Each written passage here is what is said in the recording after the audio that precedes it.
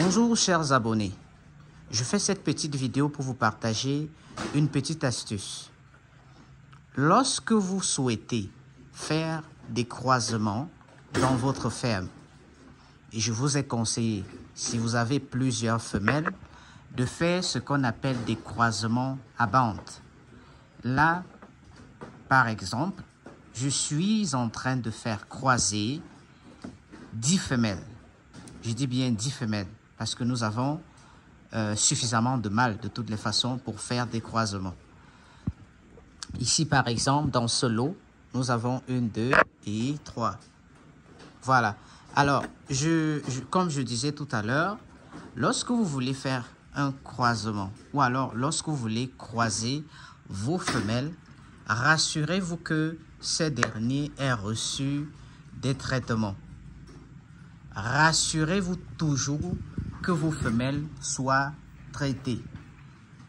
Parce qu'en réalité, vous devez savoir que beaucoup de femelles sont souvent souffrantes, malades, mais malheureusement ne manifestent aucun signe.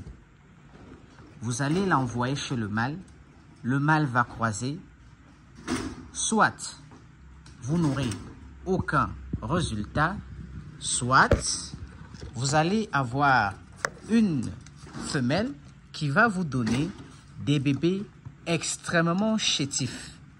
Vous avez probablement déjà eu des cas dans votre ferme. Une femelle qui a été croisée, c'est-à-dire pour son premier ou son deuxième croisement, elle vous a fait, je dis n'importe quoi, 10 bébés. Elle vous a fait 10 bébés, 10 costauds bébés. Pour le deuxième croisement, elle vous fait encore 9 ou 10 bébés. Mais malheureusement, ces bébés sont extrêmement chétifs. Il y a peut-être 2 bébés robustes parmi. Vous devez savoir qu'en réalité, quand ça arrive, c'est que la femelle était bien évidemment souffrante ou alors est souffrante. Elle peut être souffrante et guérir naturellement sans avoir besoin d'un traitement. C'est pareil chez nous les humains. Mais elle va vous donner une mauvaise portée. Soit une portée faible, soit une portée constituée uniquement des bébés chétifs. Faites tout traitement, tous les traitements, je veux dire, avant de passer au croisement. Je vous ai conseillé trois principaux traitements.